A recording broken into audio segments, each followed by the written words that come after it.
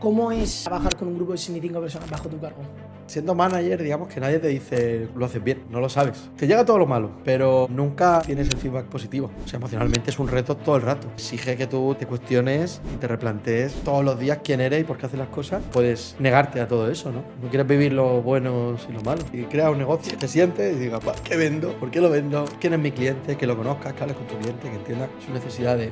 No se las preguntes. No es, oye, ¿qué necesitas? No, porque te va a decir algo que no es lo que realmente quiere. Te va a intentar dar la píldora. No porque quiera, sino porque a nadie le gusta hacer daño, ¿no? Y esto es como muy habitual. Si volvieras atrás, volverías a emprender, ¿no? Capítulo número 14 de Desafiando la Duda. Hoy tenemos a Salvador Serrano, CEO y co-founder de Méndez Saltarén. ¿Qué tal, Juan? ¿Qué tal estás? Muy bien, muy bien. ¿Tenías ganas del podcast? Bueno, como sabes, lo hemos ido hablando todo este tiempo, ¿no? Y sí que me apetecía. Ya. Tenía que reunir un poco de energía, pero aquí estamos. Llevo como 4 meses detrás de él, pero ya por fin se ha dejado ver. Es decir, que Juan me ha perseguido como bien, porque me lo ha dicho varias veces, luego me ha dejado mi tiempo y me ha dejado que madure y al final me ha animado. Bueno, pues yo, como a todos los entrevistados siempre hago, es una forma de conoceros un poquito. ¿Cómo surge el dedicarte al mundo del diseño? Y luego ya, ¿cómo creaste Méndez Saltarén? ¿Cómo fue todo el proyecto? Bueno, voy a matizar, porque yo no soy cofundador de Méndez Saltarén, Vale. pero sí que me uní muy pronto al proyecto. Bueno, Méndez Saltarén somos un estudio de diseño de productos digitales, que puedo contar un poquito más adelante, seguramente surja y puedo contar de qué va. Pero bueno, sí que me uní muy pronto al proyecto cuando eran simplemente los dos socios entre yo.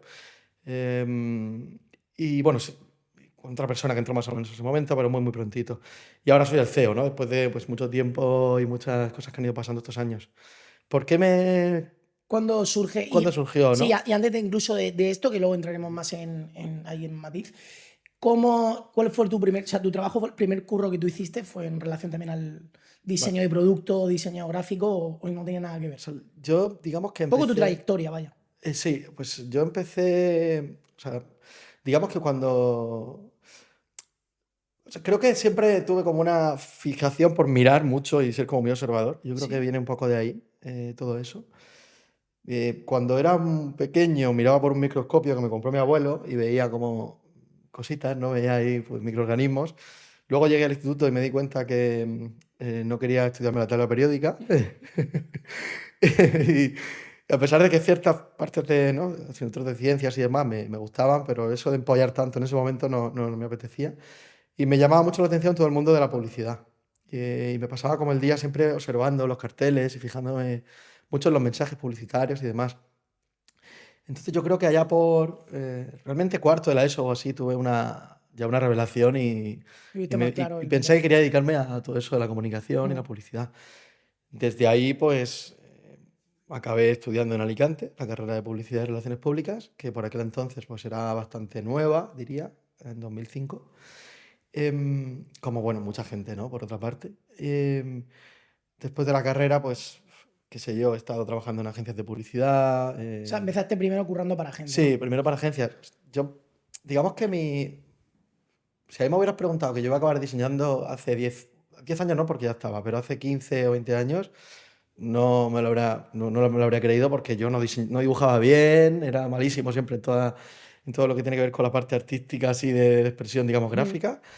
Y a mí me gustaba más la parte de escribir. Yo me veía como redactor, ¿no? Como normalmente A la hora de vender, por ejemplo, como... en agencias de publicidad hay como una figura muy típica que es el copy, ¿no? Que es el redactor, que se encarga del mensaje, del concepto, de darle forma un poco a la parte de lo que se va a decir y trabaja mano a mano con lo que se llama en agencias dirección de arte, que es la parte gráfica, ¿no? La persona encargada de crear el concepto visual, ¿no? Y trabajan juntos. Entonces yo me veía más trabajando en la parte de redacción. Pero bueno, pues como que acabé la carrera y venía de Erasmus y estaba así un poco perdido aquí en Murcia en ese momento. Y de repente me pareció que estudiar diseño era más tangible, ¿no? Porque yo como que dije, ¿cómo me van a pagar por escribir titulares de anuncios, ¿no? Por escribir tres líneas. Digo, eso me parece que por algún lado eso es un timo, ¿no? Y hay muchísima gente que se dedica a ello, pero en Sí, ese sí, sí. momento lo veía así y acabé estudiando un máster de diseño. Qué guapo. Vale, ¿y en qué momento ya tomas la rienda de decir de incorporarte? Porque has dicho que se creó Méndez Saltarén primero, sin ti, ¿no? Y luego tú más tarde, ¿en qué momento decides incorporarte a la empresa? ¿Cómo surge ese proceso? Vale, o sea, por ubicar, ¿no? Sí, un poquito. Yo voy a intentar hacer un resumen. Empecé trabajando en agencias de publicidad Sí. en Madrid.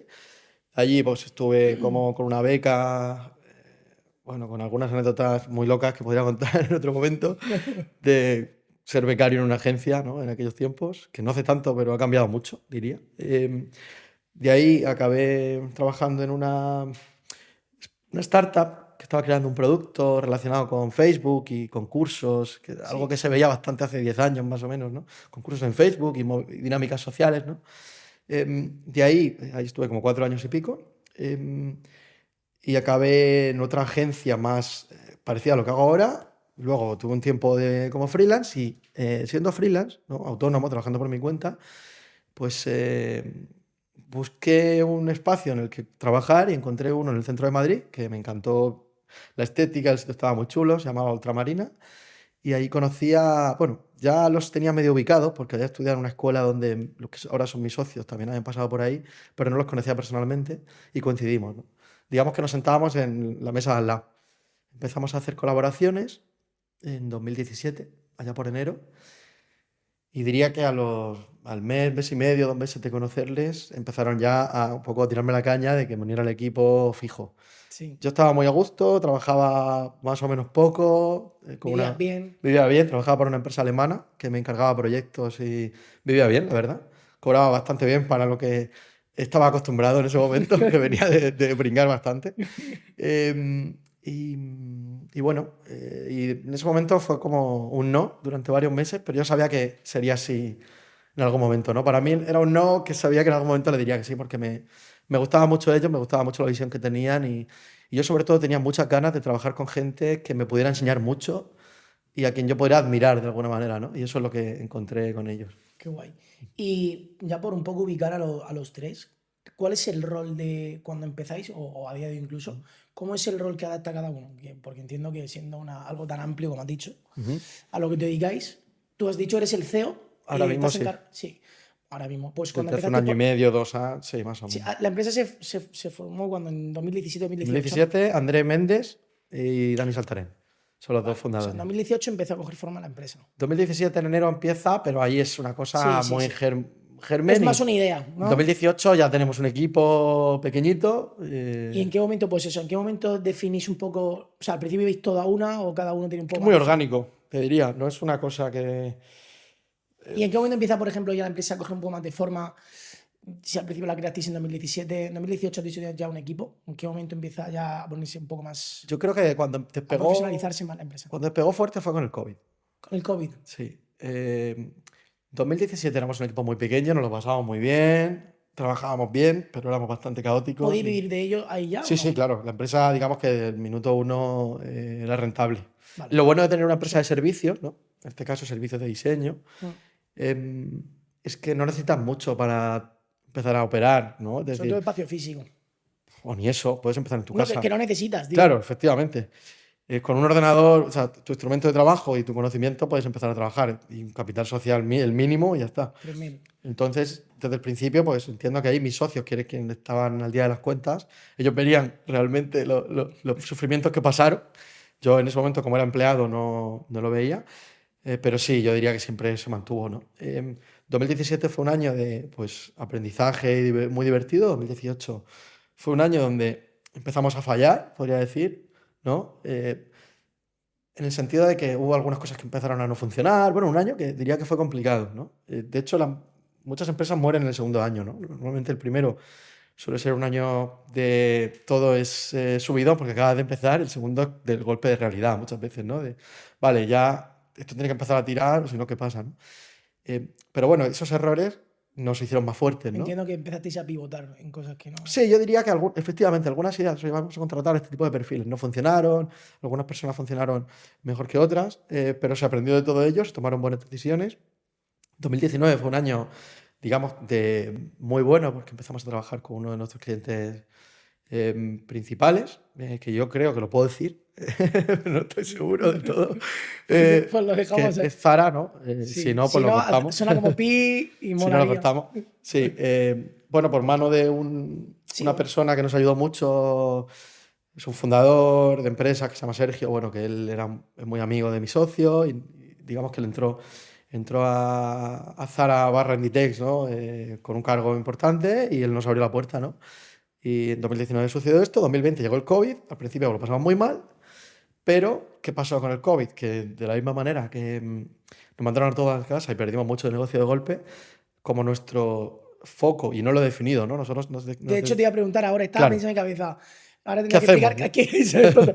Total, está adelantado, pero Claro. vale. Es que estaba diciendo, si no lo sé ni yo. Lo he dejado para luego, pero ya el luego Vale. está llegando tarde, Sí, ¿no? sí, no te preocupes. Vale, pues nosotros somos un Llega el estudio. COVID y bueno, si termina Vamos a si hacer un quieres. inciso. ¿Qué hacemos? ¿Vale? Vale. Somos un estudio de diseño de producto digital, que suena, es una forma un poco arrogante de decir que diseñamos interfaces y procesos y herramientas digitales, por así decirlo, ¿no? ¿Cuál es la diferencia entre pensar en diseño web, pensar en diseño de interfaces, pensar en diseño de producto digital? Bueno, a lo que llamamos producto digital es cuando tu producto, lo que tú comercializas, no es algo físico, ¿no? Un ejemplo, cuando estamos reservando un taxi con Uber, lo que Uber ofrece es la herramienta, el canal por el cual yo encuentro y, Un vehículo para y poder mover. efectivamente, el servicio viene después, que es el servicio del taxi, pero el producto Sí, es esa aplicación sí. que de alguna manera me pone en contacto con todas esas personas que están ofreciendo ese servicio, ¿no? Otro que se me ocurre, Airbnb, ¿no? El producto de O sea, como Airbnb, un marketplace. claro, el producto de Airbnb es la herramienta Qué que bonito. permite que haya todos esos Es un eslabón en medio. viviendas que yo pueda dar de alta las mías, que yo pueda encontrar, que yo pueda realizar búsquedas, que yo pueda pedir una cancelación, todo eso. Entonces, la diferencia entre, por ejemplo, diseño web es que normalmente el diseño web habla del frontal, de lo que pasa antes de lo que... Al final trabajamos con herramientas muy similares, pero bueno, ahí es un sector bastante amplio donde hay empresas especialistas en diferentes partes, Sí. ¿no? Nosotros digamos que normalmente trabajamos en lo que sucede dentro del propio producto, ¿no? Trabajamos mucho con datos, con herramientas industriales, y bueno, eso sería una definición un poco amplia, ¿no? Y también junto a eso hacemos marcas, ¿no? Todo lo que tiene que ver con branding, sobre todo para También, los ¿no? negocios digitales. Y webs también incluso. Claro, es que todo eso sucede al final en las herramientas que usamos en el día a día, ya sean ordenadores, móviles, tablets, y en un futuro pues ya veremos si realidad virtual o interfaces de voz con inteligencia artificial, bueno, O sea, que todo estaba eso. hablando de que, por ejemplo, la aplicación de Uber en sí, todo lo que es la aplicación, vosotros como que la vestís. Entiendo que lo que es la materia prima, o sea, el diseño La informático. pensamos, la pensamos, la diseñamos y los ingenieros la Ah, codifican y hacen que eso es. funcione. Ok, o sea, Pero- entonces un ingeniero, perdón, un ingeniero informático la haría, ¿no? En base a algoritmos y tal. Y vosotros como la que la vestís. Es por ponerlo yo un poco en contexto a la gente, incluso a mí mismo. Es que vestirla parece que es el final. Nosotros la definimos. Es decir, la definición que nos llega a nosotros es: quiero crear algo que conecte a personas con Vale, ya vehículos. está. Sí, lo entiendo. Entonces tú tienes que pensar cuál es la arquitectura, cuáles son los flujos, cómo se distribuye la información a través de ese producto, qué tipos de usuario hay. Eh, Todas las transacciones que suceden, digamos que las definimos nosotros junto a otras personas. Ojo, no solo somos los diseñadores, también hay ingenieros trabajando en ese proceso. También hay pues, investigadores, hay muchos tipos de perfiles que colaboran, Sí. pero no solo nos dedicamos a la capa visual final, sino a todo lo que sucede desde una hoja donde se define un problema a resolver hasta que ese problema está a lo que nosotros llamamos en producción, que es una aplicación o una web plenamente funcional. No, literalmente, ¿Vale? cuando es una aplicación, no haces un. Ahí colabora mucha gente tenemos y al percepción final de están nada. los ingenieros que son los que hacen que todo eso no sean pantallas en un programa de diseño, Sí. sino algo que es real, que funciona, que se comunica con bases de datos, con otras aplicaciones y que es plenamente funcional, No, digamos. me llama la atención sobre todo por el hecho de que yo creo que como yo hay gente que no tenemos ni idea del trabajo que hay detrás de una web mismo. Una web chula. Claro. Incluso que digas, hostia, esta web mola. Es Yo difícil quiero esta saberlo. web. Además, si me decimos, yo quiero esta web. Y te dicen, esto vale esto. Y la gente no, tampoco os pasa, por ejemplo, entiendo que ya no, pero pasaría al principio a lo mejor que la gente cree que vale mucho menos el valor de las cosas que hacéis en base al Sí, realmente. eso es. De hecho, eso lo ves siempre que hay una polémica por cualquier licitación pública de adjudicación de un proyecto cualquiera. Sí, Ahí ves el gran desconocimiento que hay sobre el diseño en general y sobre la creación de tecnologías digitales, las que sea. O sea, todo lo que tiene que ver con ese proceso de creación digital. sí, Hablo de desconocimiento acerca de lo que es el diseño en cualquier disciplina, ya sea gráfico, ya sea interiorismo, ya sea arquitectura, que al final también tiene mucho que ver. Hay un conocimiento brutal en todo lo que tiene que ver con diseño y también, además, en todo lo que tiene que ver con diseño digital y desarrollo y todo esto, ¿no? Desarrollo hablando, pues eso, de lo que hacen, digamos, nuestros amigos los ingenieros informáticos. Vale. ¿Vosotros colaboráis con ellos o también tenéis trabajando con vosotros ingenieros? Es que, claro, nosotros tenemos... Y en diseño gráficos también. Se dan muchos modelos. O sea, tenemos proyectos en los cuales los ingenieros están en el equipo del cliente y otros en los que los ingenieros son otro equipo como el nuestro, con el que colaboramos, son también otro proveedor. Y ahora, digamos que Mendes Altarén es la empresa que yo dirijo en este momento, forma parte de un grupo que ahí sí que he sido cofundador, ¿no? En el cual pues hemos creado otras empresas, ¿no? Y una de ellas, que no la hemos creado, sino que la hemos adquirido hace unos meses, es una empresa llamada Taylor, que se dedica precisamente a desarrollo, ¿no? Vale. Desarrollo de tecnología, a la parte, digamos, informática, Sí, lo que quieres cada vez es al intentar... código, Claro. podemos decir. Y es como que tú eres la buena abarcarlo todo. Efectivamente, nuestra intención es, a través de varias boutiques, ¿no? Sí. especializadas, que cada una aporte un valor muy grande en una parte de ese proceso de creación. Está Mendes Altarén para diseño de producto digital, toda la parte de esa de creación de todas esas herramientas. Taylor para la parte de desarrollo.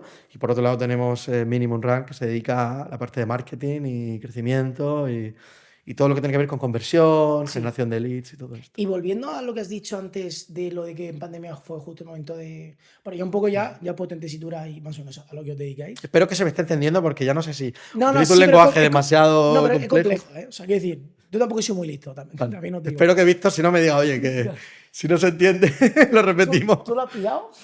Sí, Vale. pero es que él es brillante. Pero Venga. yo soy menos brillante y puedo decir que tengo una idea ahora más, poco más amplia. Sí, más Vale. actualizada, pero sigue siendo un modelo complejo. Yo creo que hasta que no te metes dentro del meollo es difícil de ver. Vale, en pandemia has dicho que ahí empezasteis mal, pero luego empezó la cosa a coger más forma. ¿Cómo es ese proceso? ¿O por qué crees que pasó eso? Mejor Bueno, dicho. en un primer momento lo que hay es miedo. Hombre, eso es de luego. Por parte de nuestros clientes. Es decir, piensa que, por ejemplo, nosotros trabajamos, como he dicho antes, ¿no? No voy a repetir el nombre, por si acaso no puedo. Sí, con Zara. No hay que cortarlo todo. Pues son compañías que muchas tienen mucha presencia física. Entonces, claro, el hecho de que se cierre a nivel no solo España, sino Europa, bueno, muchos países, de hecho la mayoría cerraron, pues hace que a nivel económico pues haya, digamos, pánico. Entonces el primer acto, la primera acción de muchas empresas es cortar todo lo que sea, digamos, no vital, ¿no? Sí. Y entre ellos pues estábamos nosotros, ¿no? Con uno de nuestros clientes. Pero ¿qué pasa? Que muy pronto vimos que a pesar de ese parón, bueno, los gobiernos tomaron medidas, como en España los ERTE y demás, para que ese parón no repercutiera solo sobre las empresas, porque si no sería pues, desastroso para la economía.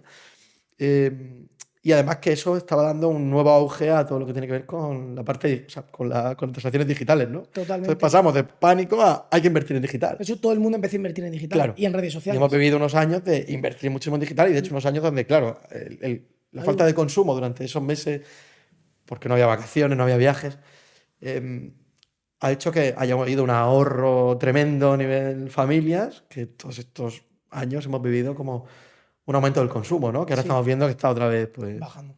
bajando, ¿no? Y eso a nosotros nos ha tocado primero ese pánico, Sí. como algo negativo, que perdimos mucho negocio de golpe, pero por otro lado se dio la vuelta a la tortilla, digamos, ¿no? Y crecimos mucho durante la pandemia. Y vale, yo como empresa me pongo en la tesitura y entiendo que si te va bien es porque solucionas un problema que alguien tiene, ¿no? Vale, para también entender bien cuál es la problemática principal que vosotros resolvéis, ¿podrías definir así más o menos qué crees que vosotros podéis resolver por lo que los clientes van a vosotros? Frente a otras empresas incluso. Digamos ¿Qué que podrías destacar?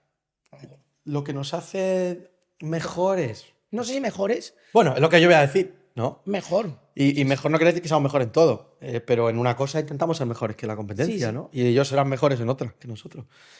Respecto a la competencia, diría que el problema que resolvemos cualquier empresa como la mía en este caso, es un conocimiento, una metodología, un proceso de trabajo y una capacidad de que las ideas se tangibilicen, ¿vale? Es decir, en una corporate, una empresa muy grande, se quiere hacer un nuevo producto, un nuevo servicio, les cuesta mucho hacerlo internamente.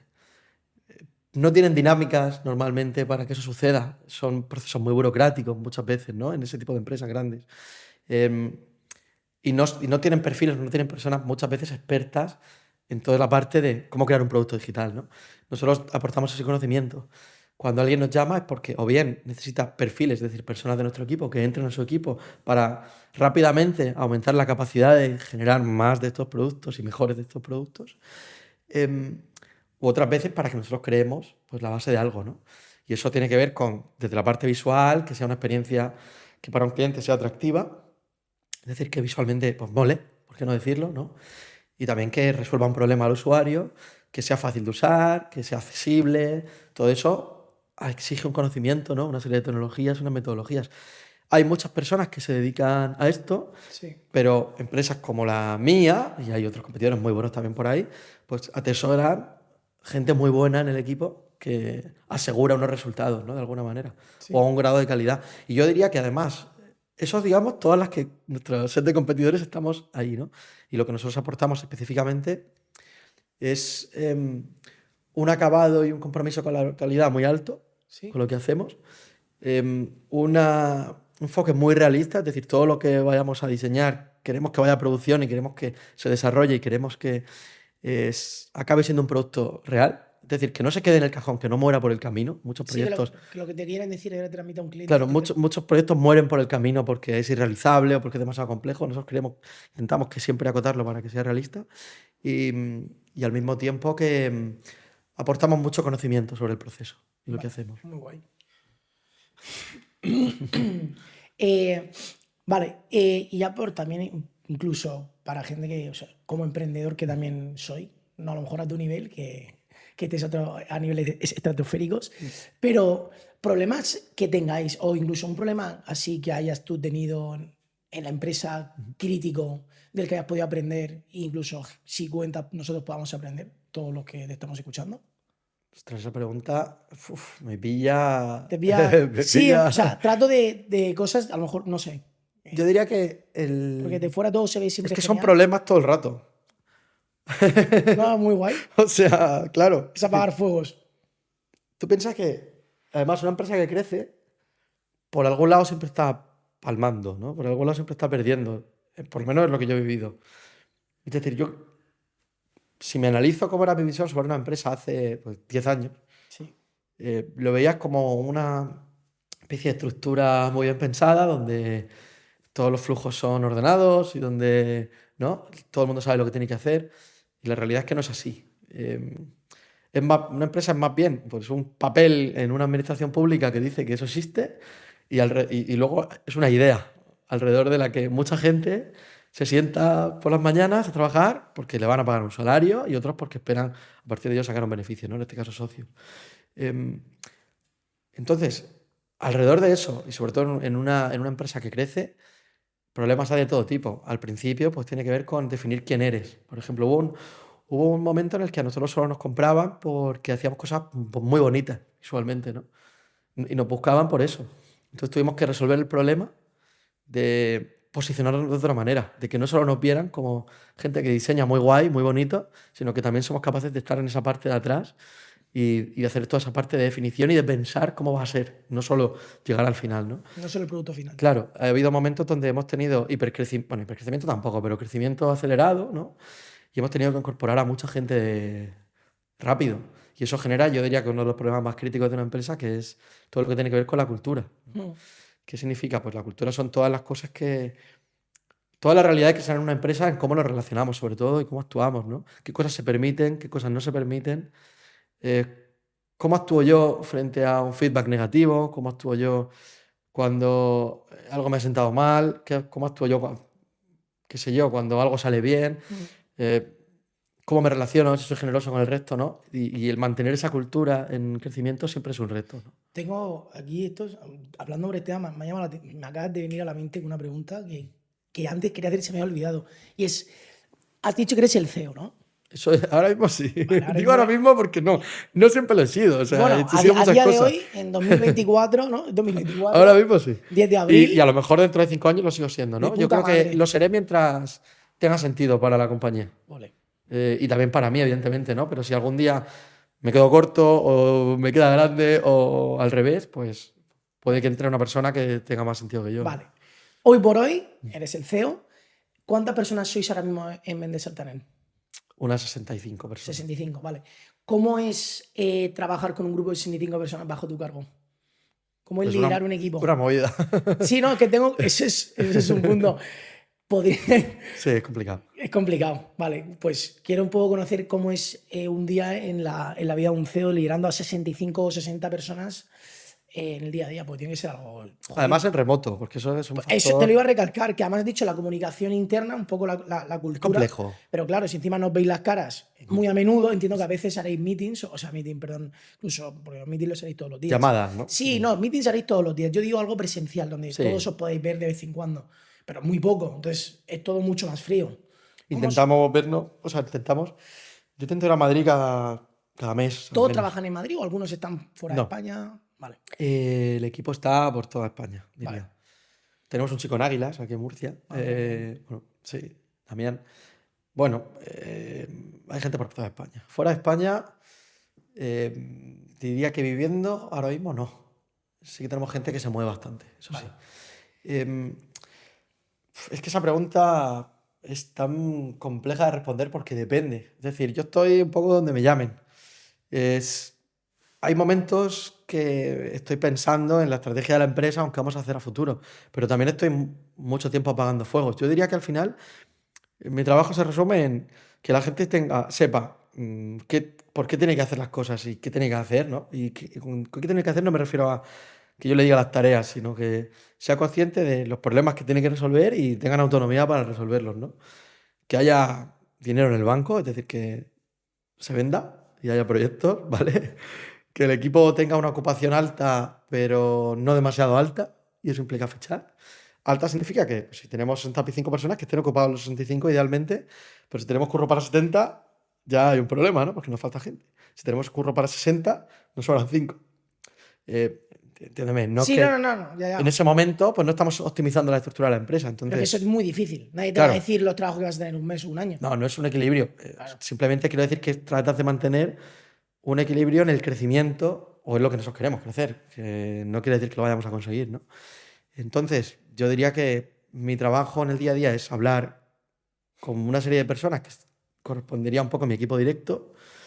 Hago con todos mínimo media hora a la semana de charla uno a uno, ¿no? Digamos, donde pues, tocamos temas como qué están haciendo, por qué, un poco objetivos, y estamos siempre conversando en base a ello. Detectar problemas y resolverlos.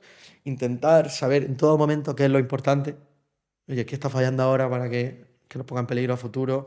¿Qué es a 6 meses qué es lo que puede pasar, que nos ponga en peligro para resolverlo? Y cuando digo nos ponga en peligro es pensar en que gran parte del equipo va solo, más o menos, ¿no? Es decir, los proyectos los realiza el equipo de diseño y eso más o menos va, pero hay riesgos asociados, ¿no? Oye, pues quizás no estamos entregando la calidad que nos gustaría. Tenemos que apretar o formar a la gente.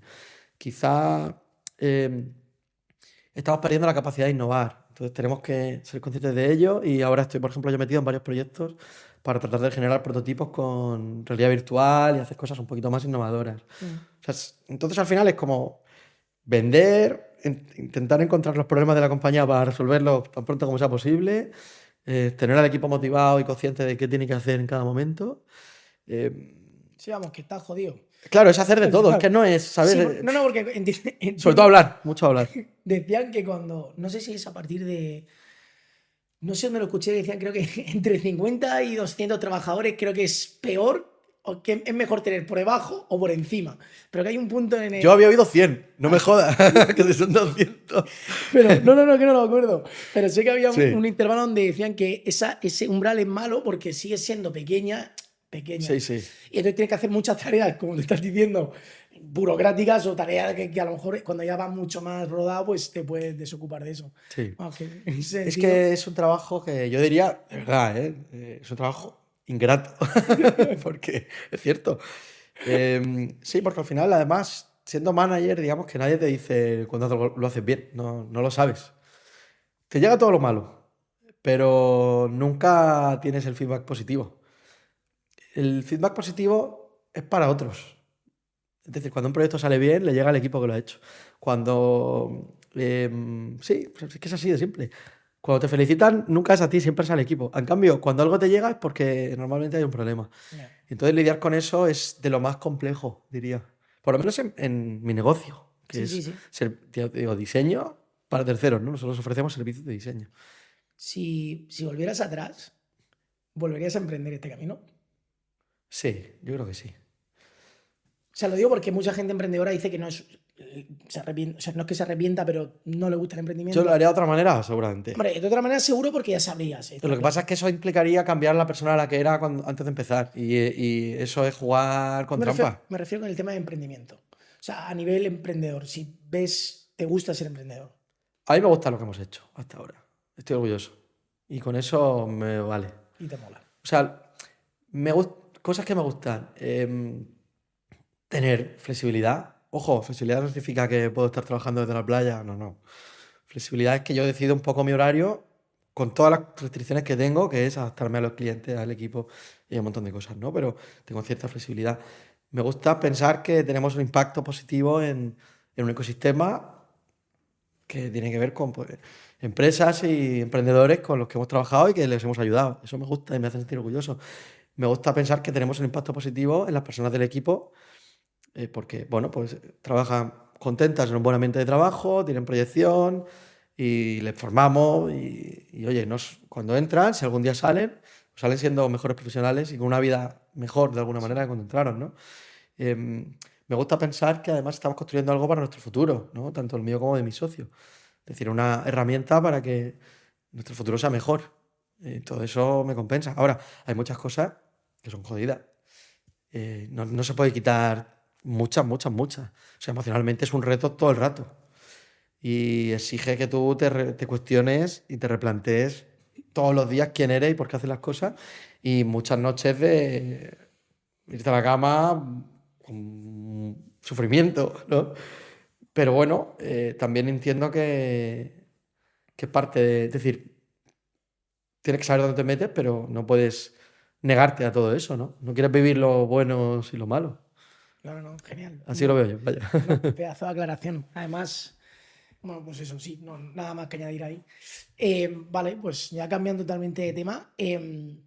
Actualmente el diseño he visto que, a lo mejor me estoy columpiando, pero que ha caído un poco más, porque como que encima de hecho ha resaltado antes lo del el boom de que las familias en pandemia no gastaron mucho dinero y tal, y entonces pudieron ahorrar más y ha habido un mayor consumo en general y que ahora ha ido un poco en recesión.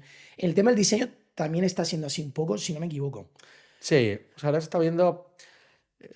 No sé si has terminado la pregunta. ¿Y cómo se plantea de aquí, más o menos, cómo ves a día de hoy, en 2024, el diseño? En general, tu ¿El industria, diseño o no, lo perdón, que nosotros hacemos, no? productos digitales y Sí. diseño, sí, en general todo. O sea, claro, me encantaría hablar de diseño en general porque además es uno de los temas que más me gusta hablar porque yo no trabajo en producto digital por circunstancias, pero a mí me gusta mucho el diseño como todo, ¿no? Todo está diseñado, esto está diseñado, has puesto un libro de startup, ¿no? Quiero decir, son cosas que se piensan, ¿no? Y el diseño es eso, es como pensar en qué mensaje lanzas, en cómo realizas, cómo diseñas por determinado objeto. Sí, es Pero bueno, creativo. eso a ver si luego lo podemos tocar y si no otro día. Eh, en lo relativo a nosotros, ¿no? Al diseño de productos digitales, ha caído la inversión, sin duda, en parte yo diría por varias cosas. Primero porque al final todo esto yo creo que es un tema de narrativa, ¿no? De lo que se dice. Ahora la narrativa es recorte y rentabilidad, ¿no? Y reducir gastos. Y es la narrativa imperante macroeconómica, ¿no? Diría yo, por lo menos relacionada a la tecnología. Hace unos años, hace poco, se invertía cantidad de dinero constantemente en empresas, a veces absurdas, hasta el punto de, hay un caso muy conocido de una empresa que fabricaba como una especie de electrodoméstico que hacía zumos, que lo único que hacía era presionar una especie de envase de plástico con mucha fuerza para exprimir un zumo y valía como $3.000, ¿no? Y esa gente recibió una financiación de la leche para desarrollar un producto que básicamente tú coges el mismo envase de plástico, lo cortas y lo exprimes con la mano y es lo mismo, ¿no? Y eso, pues eso es el ejemplo del boom de la inversión del capital de riesgo, ¿no? Y claro, todo eso a veces pues ha generado inversiones que han sido quizás no tan inteligentes, ¿no? Y eso ha generado que haya varias empresas que han fallado en su objetivo de ser rentables y eso ha generado una narrativa de que ahora lo que toca es rentabilizar, ¿no? Hay muchos ejemplos de compañías que han generado muchísima inversión, es decir, los inversores cuando ponen dinero en una empresa es porque quieren ganar dinero en algún momento, ¿no? Y si eso no llega, evidentemente se van a impacientar. Y hay gente que tiene mucha pasta, pero no tiene mucha pasta precisamente porque le gusta tirarla, ¿no? Seguramente porque le gusta ganar. ¿No? Sí, no. 1 millón de pavos Claro, de puta 1 madre. millón o 10 o 20 o 100. Entonces digamos que eso ha generado un poco, yo creo, de desencanto con todo el tema startup a partir de hace 1 año y medio, 2. Y la narrativa ahora es de recortar. Entonces, eso sumado a también un tema macro después de pandemia, hemos visto como un boom de la leche y ahora pues yo creo que estamos en un momento un poco más bajo. Tampoco veo que se esté derrumbando el mundo, ¿no? Pero sí que se nota, nosotros lo notamos. ¿Qué va a pasar? No tengo ni idea. Nosotros esperamos que esto sea una recesión pues más, ¿no? Hay recesiones cíclicas, ¿no? La economía No, funciona sí, así. totalmente. Pero vamos, ¿qué va a pasar? Es que el futuro No, ese siempre futuro que... no era más o menos actualmente cómo está el Claro, escenario. siempre que se intenta adivinar, de hecho, si, qué sé yo, 1000 personas, incluso expertos, dicen que va a pasar en los próximos 2 años, Ya, sí, seguramente acierten lo mismo que gente que no tiene ni idea, porque es casi puramente estadístico. O sea, hay tantas posibilidades de que pasen cosas que no esperamos. sí. Muy bien. ¿Cómo lo ves? No, lo veo. Yo me preguntas, yo me voy y luego No, vuelvo diciendo, no sé ni lo que me ha preguntado. lo veo genial. No, lo veo de puta madre. O sea, me refiero, o sea, al final es tu opinión y más de un sector que no tengo ni idea. Pero que me parece muy curioso e interesante. Sobre todo porque creo que la parte digital es algo crucial y que muchas empresas la pasan por alto. Por lo mismo, porque creo que no ven tanto valor en eso y creo que hay más valor de lo que la gente cree. Y de Es que hecho, es complicado, además. no, es Porque verdad. Y a es mí caro.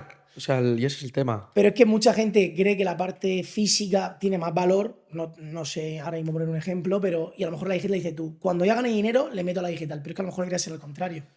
Yo creo Según que el modelo de lo, negocio, yo entiendo creo que lo también. ideal es que tú, si creas un negocio, Ya. te sientes y digas, vale, ¿qué vendo? ¿Por qué lo vendo? ¿Quién es mi cliente? Que lo conozcas, que hables con tu cliente, que entiendas sus necesidades. No se las preguntes. No es, oye, ¿qué necesitas? No, porque te va a decir algo que no es lo que realmente quiere. Te va a intentar bailar el agua, te va a intentar dorar la píldora. No porque quiera, sino porque a nadie le gusta decir, no, si tú le preguntas a un amigo, oye, tengo esta idea, ¿tú me comprarías? Te va a decir que sí porque no te quiere hacer daño, ¿no? Y esto es como muy habitual. Entonces, haz con tu negocio, actúa de forma racional, piensa en los problemas que tiene. Si eso significa invertir en la parte física, invierte en la parte física. Si significa invertir en la parte digital, invierte en el componente digital. ¿Que tienes poca pasta? Pues busca la manera de tener una inversión baja que genere impacto. ¿Que tienes mucho? Pues busca la manera de generar impacto con más. Pero yo creo que respecto a esto no hay dogmas, ¿no? Es como, en tu negocio piensa en los problemas que tiene, en lo que tiene que resolver, en qué es tu producto, qué problema resuelve a tu usuario o a tu Sí, cliente, y a partir de ahí, pues generar una estrategia sí. Yo creo que eso, puedas cumplir, ¿no? te acabas de cargar el método un poco Lean Startup, así. Bueno, pero es eso un poco, ¿no? No, sí, pero me ha hecho gracia porque has dicho lo de. Tú me comprarías, y eso justo en el método Lean en general lo promueve un poco. El hecho Pero yo creo que no, no me he leído el Lean Startup, pero bueno, sé o que sea, a libro lo es. mejor no Pero yo creo que así. no. La pregunta no es. El Lean Startup lo que te dice es que valides tu idea de negocio antes de poner dinero en ella, pero no se valida una idea de negocio preguntándole a otra persona si te compraría, sino viendo Sentándole si y lo decir, compra. claro. Yo te iría a poner a 20 personas y Claro. decir, ¿lo quieres?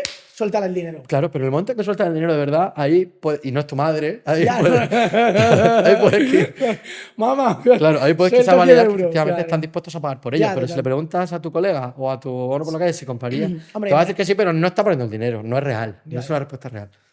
Vale, no. Entonces sí. Claro, Digo, poniendo todo en la hucha, ¿sabes? justo. Vale, y ya llevando un poco más hacia el final de la entrevista, como a todo lo que os traigo, igual me gusta un poco conocer también la opinión que podréis darle, y más un tío con el impacto que tiene, a chavales freelance que se dedican al mundo de. Iba a decir diseño web, pero no solo diseño web, sino Llámale como quieras. a chavales que se dedican diseño web, toda la parte de marketing, incluso de estructura de publicidad, me da igual. Si le podrías hacer como lo mismo que le dije a Adrián, que me pareció muy interesante, un mapa de ruta de procesos a llevar para optimizar un poco a lo mejor su carrera profesional. entiendo que no hay una fórmula exacta, pero si pudieras decirle eso a algún chaval que le pudiera venir bien. Lo primero es que el diseño no es una profesión fácil. Entonces, si no lo tienes muy claro, no sé. Ha habido una época ahora donde se ha contratado mucho, sobre todo en mi sector, y ahora está viniendo la resaca, ¿no? Y hay mucha gente que intenta entrar y le está costando mucho. Porque claro, tú en diseño compites con tu portfolio, ¿no? Que es al final la representación de tus trabajos, ¿no? Es decir, los ejemplos de trabajo que has hecho. Entonces, creo que te tiene que gustar un poco.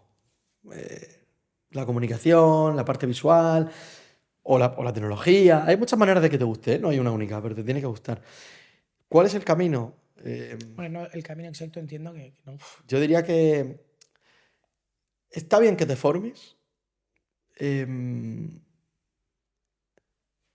Creo que te formes en una escuela está bien, sobre todo porque ahí puedes encontrar también quién es tu tribu, ¿no? Un poco. Es decir, pues a mí me cambió mucho un poco la vida de alguna manera cuando hice otro máster que hice en Madrid y conocí a una serie de personas que eran todos diseñadores y somos todavía amigos míos, ¿no? Y de repente empecé a encontrar una tribu con la que me sentía ¿Cómo? más empoderado para mejorar como profesional y me retaban y tal, ¿no?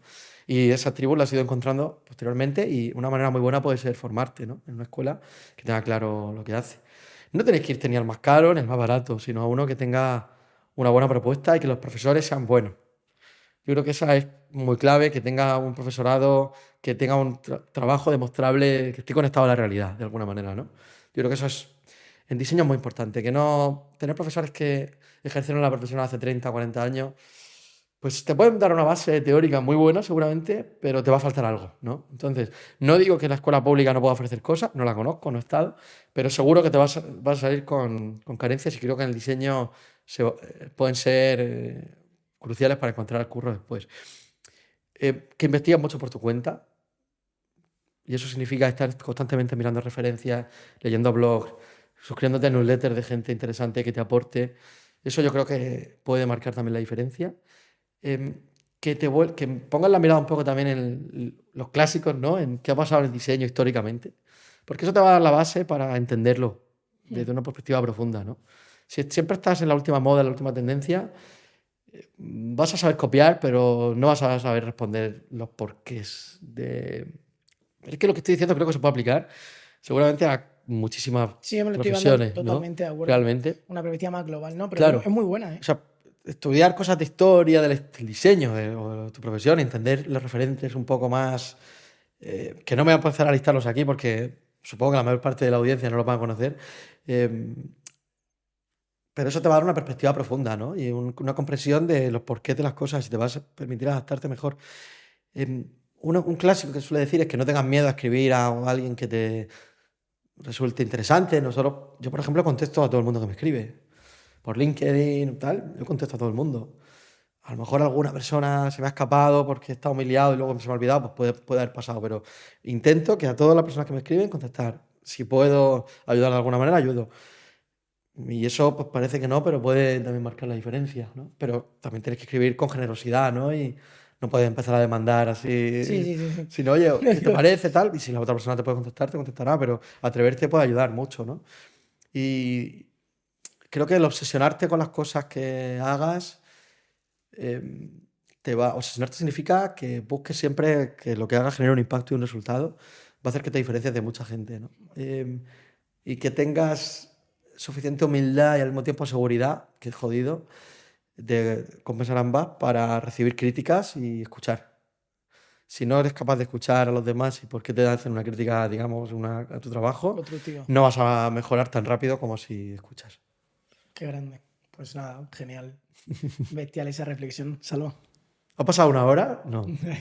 Ha pasado cerca de una hora. ¿Sí? Sí. Vaya, pues nada. ¿Se te ha hecho rápida? Me he quedado muchas cosas por contar. Me he quedado como historias épicas. Sí, Sí, pero bueno. siempre- Otro día vuelvo. No, pero siempre que voy llevando al final, yo siempre digo, ¿quieres añadir algo?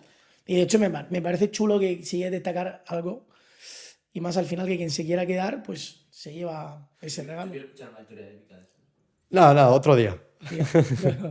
No Es que puedes tengo- tirar la piedra y Es esconder que me la has mano. preguntado, me da rabia porque me has preguntado que fue algo también que nos impulsó dentro del COVID, ¿no? Y me he quedado como la historia épica, digamos, nuestra por antonomasia. Y es que cuando se desató todo el tema de la pandemia, A nosotros, por una historia, una serie de circunstancias locas, acabamos diseñando pues, una de las apps, digamos, a nivel público que se lanzaron, ¿no? Y eso fue como algo que también nos dio como muchísimas Pero en plan. aplicaciones para diagnóstico y para todo el tema de trazabilidad de los casos y tal. Entonces, esto fue también uno de los puntos que... Es que, claro, esto ahora al final es como un poco Escúchame, raro. te lo vamos a enchufar en un Reels de puta madre. Vale, pero sí, de repente por A llevó a B, C y por un emprendedor que era colega del presidente de la Comunidad de Madrid, que nos conocía a nosotros por un proyecto que habíamos hecho con ellos, Sí. pues de repente acabamos junto a otras empresas, como puede ser, estábamos en Santarém, estaba Carto, que es una empresa que se dedica a tecnología de geolocalización y mapas y tal, que son los suyos son de los mejores del mundo. Estábamos con Force Manager, que es una empresa de Barcelona que desarrolla una app. Estábamos luego con gente que nos daba asistencia como Google, Telefónica, Ferrovial, Santander que puso pasta, bueno, un grupo ahí de empresas y otros emprendedores así más independientes Sí. que nos ayudaron y bueno, independientes y profesionales, pues se creó un grupo de trabajo para crear algo que ayudara en ese momento, ¿no? Y esto fue pues en un primer, digamos, lo primero que se creó fue una herramienta para hacer el diagnóstico, ¿no? Autodiagnóstico, donde tú... Una cosa muy sencilla, pero se trataba de bajar el colapso que había con las llamadas, ¿no? Había como muchas llamadas a emergencia y no se lograba discriminar los que sí eran casos positivos, que tenían riesgo, los que no, porque todo el mundo estaba llamando. Todo el mundo estaba agobiado, ¿no? Había pánico en la sociedad. Entonces se trataba de ofrecer una herramienta para que la población entendiera si su tos podía ser COVID o no, si su caso era realmente preocupante o no, y a partir de ahí desatascar y aliviar el número de llamadas y generar una base de datos de casos potencialmente peligrosos que luego los que llamábamos los rastreadores, ¿no? Contactaban Sí. a través de esos inputs. Estos sí que eran funnel, ¿no? Dios, te acabas de adelantar. Era el Dios, funnel de la qué sanidad. cabrón, se ha adelantado. Te iba a decir, eso es un funnel. Claro. Digo, un funnel, pero con gente, obviamente, en plan. Sí, bueno, pero es donde- un funnel donde en toda tratas de regla. captar al Guas, mayor total. número de usuarios para discriminar a aquellos Sí. que son casos positivos de los que Leves. no y los que son leves de los que podían ser graves. Ya. De los graves llamarle. Ya, ¿no? ya, ya. Y bueno, pues es algo también que... Y muy guapo, ¿eh? O sea, no muy guapo el hecho de lo que pasara, sino muy guapo la forma de darle. Bueno, fue bonito poder ayudar Efectivamente. humildemente. Sí, a la ¿no? vez también daros a conocer. Creo que fue como un Claro. arma de doble Eso nos validó mucho, ¿no? Porque es verdad que hasta ese momento trabajábamos mucho con startups y tal, y de repente pues salíamos en el periódico y podíamos contar esa historia, que es una historia muy épica. Y ahora ya cada vez es menos porque ha pasado el tiempo, pero bueno, cuando lo contaba justo el año después era como, ah, qué guay, ¿no? No, que me está muy guapo. Había los que guay, los que decía, y los que como hay gente que siempre va a hatear nada. todo, ¿no? Entonces siempre había ese hateo, pero bueno. Muy guapo, Sala, muy chulo. Pues nada, ya sabéis también lo que es un funnel. Ha quedado ahí. Quería que le explicara. ¿Qué es un funnel?